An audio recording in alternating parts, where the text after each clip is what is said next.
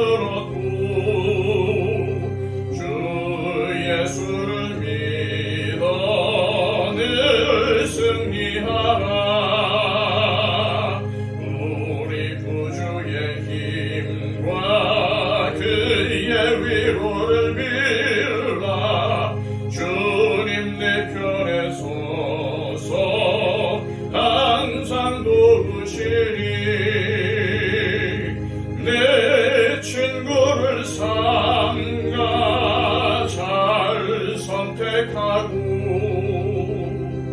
너를 삼가 늘 조심하라. 너 열심을 다해 늘 충성하고 온 정성을 주 봉사하라. 우리 구주의 힘과 그의 위로를 빌라. 주님 내 편에 서서 항상 도우시리.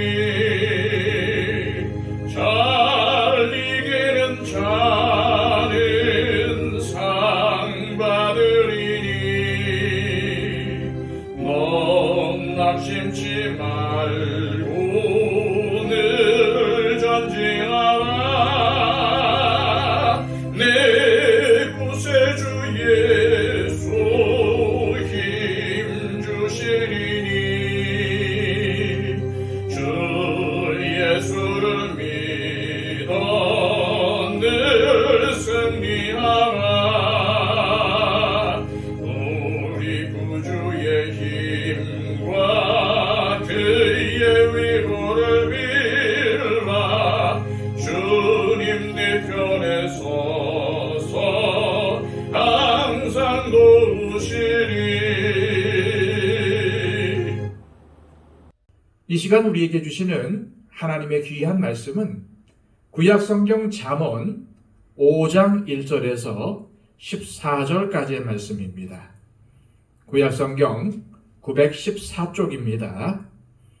내 아들아, 내 지혜에 주의하며 내 명철에 내 귀를 기울여서 근신을 지키며 네 입술로 지식을 지키도록 하라.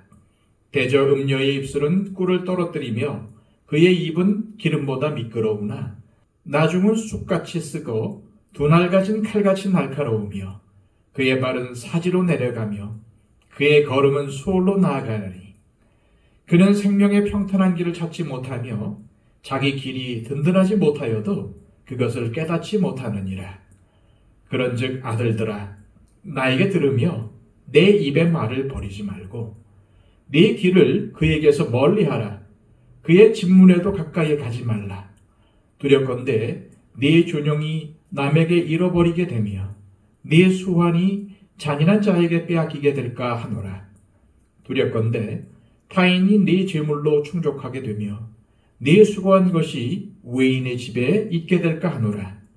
두렵건대 마지막에 이르러 네 몸, 네 육체가 쇠약할 때에 네가 한탄하여 말하기를 내가 어찌하여 훈계를 싫어하며 내 마음이 꾸지람을 가벼이 여기고 내 선생의 목소리를 청종하지 아니하며 나를 가르치는 이에게 귀를 기울이지 아니하였던고 많은 무리들이 모인 중에서 흔하게 빠지게 되었노라 하게 될까 염려하노라.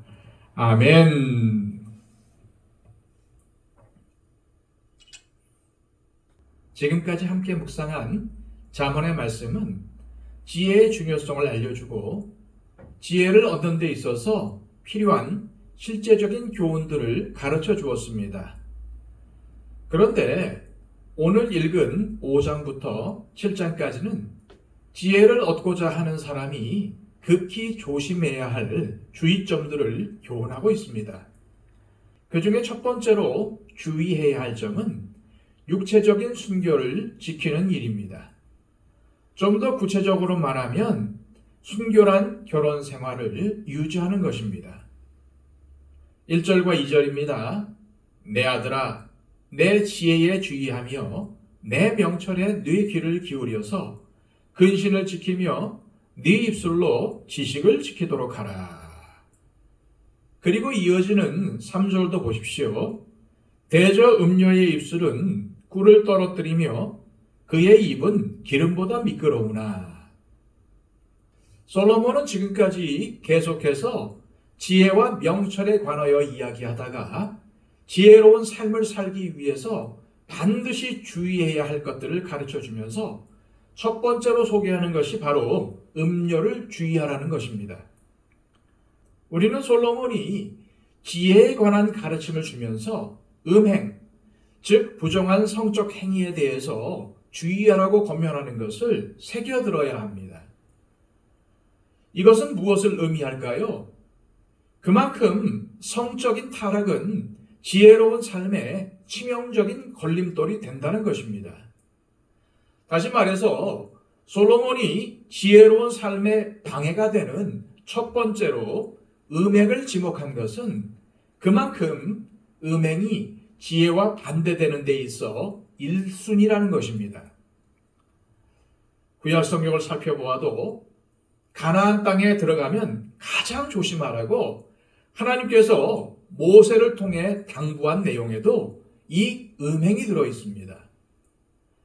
여러분들도 잘 아시는 것처럼 이스라엘 백성들은 모세의 당부에도 불구하고 가나안 땅에 들어간 뒤에 시간이 흐르면서 바알과 아세라를 섬기게 됩니다. 바알과 아세라를 섬기는 데는 음행이 반드시 동반되기에 그들은 우상 숭배는 물론이고 음행에 동참하고 깊이 빠져들게 됩니다. 그로 인해 이스라엘 백성들은 얼마나 무서운 하나님의 징계를 받게 됩니까?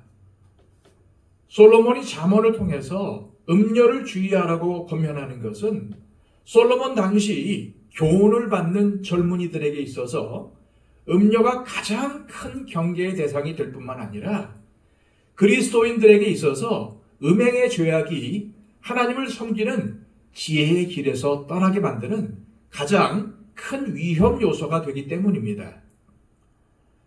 솔로몬은 3절에서 음녀의 입술은 꿀을 떨어뜨리며 그의 입은 기름보다 미끄럽다고 가르쳐줍니다. 그만큼 달콤한 유혹이고 빠져들기 쉬운 유혹이라는 것입니다. 그래서 정신을 바짝 차리고 주의하지 않으면 자신도 모르는 사이에 빠져들 만큼 위험하다는 것입니다. 그런 이유로 솔로몬은 2절에서 이렇게 명령합니다. 근신을 지키며 네 입술로 지식을 지키도록 하라. 여기서 근신은 깊은 생각이라는 의미가 있습니다. 그러니까 깊은 생각을 지키라는 것은 깊이 생각하고 주의하여 현명하게 처신하라는 뜻이 있습니다. 보디발 아내의 유혹을 물리쳤던 요셉을 떠올려 보십시오.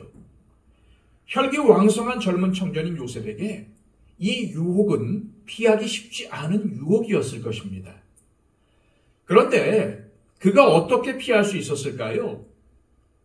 요셉이 한 말과 행동에서 그 답을 찾을 수 있습니다. 창세기 39장 9절에서 10절 말씀입니다. 이 집에는 나보다 큰 이가 없으며 주인이 아무것도 내게 금하지 아니하였어도 금한 것은 당신뿐이니 당신은 그의 아내임이라. 그런즉 내가 어찌 이 큰 악을 행하여 하나님께 죄를 지으리이까? 여인이 날마다 요셉에게 청하였으나 요셉이 듣지 아니하여 동심하지 아니할 뿐더러 함께 있지도 아니하니라. 요셉은 이처럼 하나님께서 자신 앞에 계신다는 생각을 하며 살았습니다. 더 정확히 말하면 하나님의 말씀을 자신의 마음과 생각에 담고 살았습니다. 그것이 바로 오늘 본문 2절에서 말하는 근신을 지키며 지식을 지키는 모습입니다. 사실 성적인 욕구나 성생활은 그 자체로는 결코 악한 것이 아닙니다. 왜냐하면 하나님께서 인간을 위해 허락하신 선물이기 때문입니다. 성은 생육하고 번성하게 되는 통로이고 부부 사이인 남편과 아내에게 주신 희락, 즉 기쁨의 도구이기 때문입니다. 그런데 음녀에게 유혹을 받고 넘어가는 것, 즉 음행은 하나님의 창조 질서와 법칙에 어긋난 행동이기에 하나님 앞에 큰 죄악이 됩니다. 그래서 음행은 하나님의 말씀을 거역하는 것이며 또한 배우자를 무시하고 죄를 짓는 행동인 것입니다. 더 나아가 성경은 그리스도를 신랑으로 교회, 즉 성도를 그의 신부로 묘사하고 있습니다. 그만큼 신성한 연합과 일체를 예표하는 것입니다. 그런데 음료의 유혹에 넘어가고 음행에 빠지는 것은 그 거룩한 관계를 깨트리는 것입니다. 잠언에 등장하는 이 음료는 하나님과의 약속을 망각한 자를 의미합니다. 실제로 하나님과 언약 관계를 맺은 백성이 이스라엘 백성입니다. 그러나 이스라엘 백성들은 하나님과 맺은 언약을 깨뜨리고 우상을 섬기며 음행을 하다가 결국 하나님의 심판을 받고 나라가 망하고 수치를 당하게 되었습니다. 그것이 바로 음행의 결과입니다. 솔로몬은 오늘 본문을 통해서 음행의 결과를 구체적으로 소개하고 있습니다. 4절로 6절까지의 말씀입니다. 나중은 쓱같이 쓰고 두 날 가진 칼같이 날카로우며 그의 발은 사지로 내려가며 그의 걸음은 스올로 나아가나니 그는 생명의 평탄한 길을 찾지 못하며 자기 길이 든든하지 못하여도 그것을 깨닫지 못하느니라. 또 9절에서 13절까지의 말씀입니다. 두렵건대 네 존용이 남에게 잃어버리게 되며 네 수완이 잔인한 자에게 빼앗기게 될까 하노라. 두렵건대 타인이 네 재물로 충족하게 되며 네 수고한 것이 외인의 집에 있게 될까 하노라. 두렵건대 마지막에 이르러 네 몸, 네 육체가 쇠약할 때에 네가 한탄하며 말하기를 내가 어찌하여 훈계를 싫어하며 내 마음이 꾸지람을 가벼이 여기고 내 선생의 목소리를 청종하지 아니하며 나를 가르치는 이에게 귀를 기울이지 아니하였던고.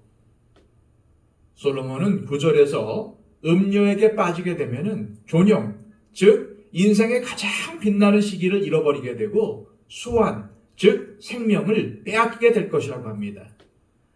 또한 10절에서 자신이 모은 재산인데도 다른 사람들의 배를 불리게 되고 다른 사람의 소유가 될 수 있다고 합니다.